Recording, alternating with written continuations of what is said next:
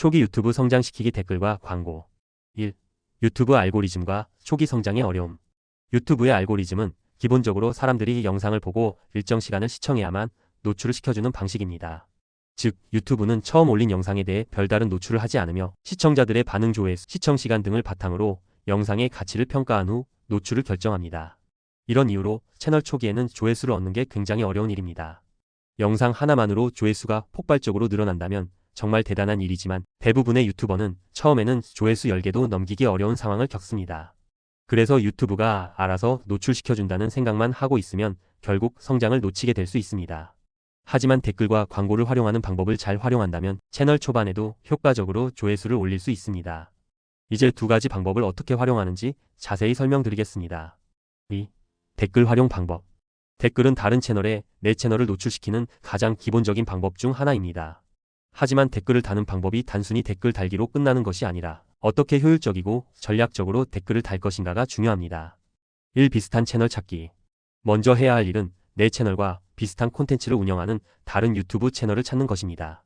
예를 들어 내 채널이 요리 관련 채널이라면 요리를 주제로 한 채널들의 댓글을 달아야 합니다. 이렇게 비슷한 콘텐츠의 채널에 댓글을 달아야 내 영상에 관심이 있을 사람들에게 노출이 될 수 있기 때문입니다.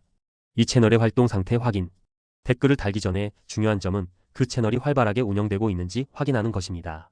예를 들어 그 채널이 일주일 이상 영상 업데이트를 하지 않은 채널이라면 그 채널은 활성화되지 않은 채널일 가능성이 높습니다. 활동 중인 채널이어야 댓글을 남겼을 때 실제로 내 채널로 유입될 가능성이 높습니다.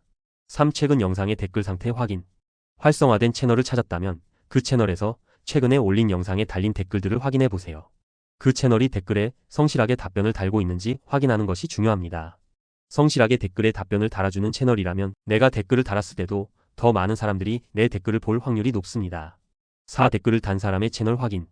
다음으로 그 채널에 댓글을 단 사람들을 클릭하여 그들이 어떤 채널을 운영하는지 살펴보세요.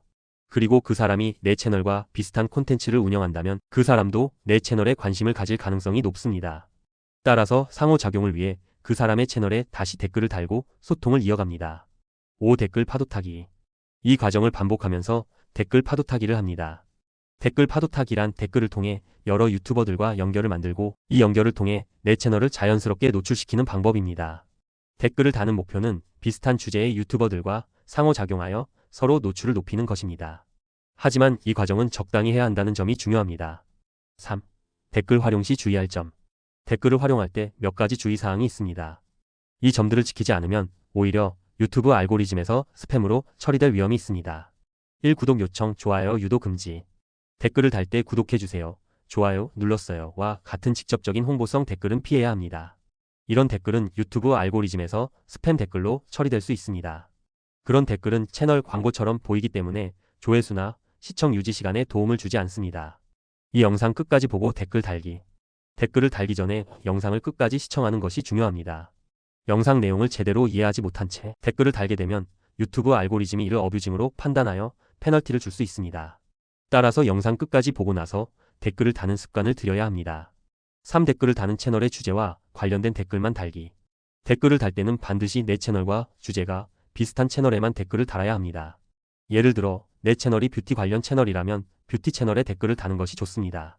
내 채널과 관련 없는 주제의 채널에 댓글을 다면 불특정 다수에게 노출되는 효과가 있을지라도 실제 관심이 있는 사람이 아니기 때문에 시청 유지 시간이 떨어지게 됩니다.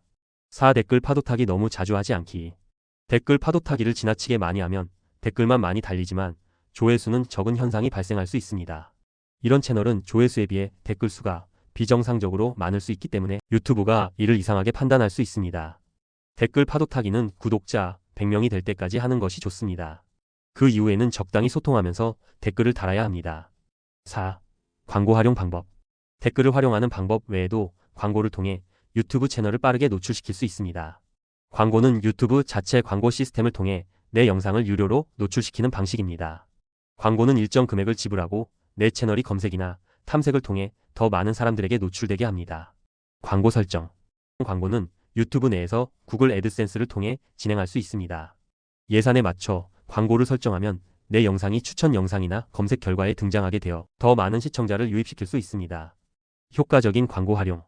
광고를 사용한다고 해서 무조건 조회수가 급증하는 것은 아닙니다. 광고에 노출된 사람들이 실제로 영상을 끝까지 시청하고 구독을 하도록 유도해야 효과적입니다. 따라서 타겟팅을 잘 설정하여 내 채널과 관심사가 비슷한 사람들에게 노출되게 하는 것이 중요합니다. 결론. 유튜브 채널 성장의 핵심. 유튜브에서 초기 성장을 이루기 위해서는 댓글과 광고를 적절히 활용하는 것이 중요합니다. 하지만 단순히 댓글을 많이 달거나 광고를 지나치게 사용하는 것만으로는 성공하기 어렵습니다.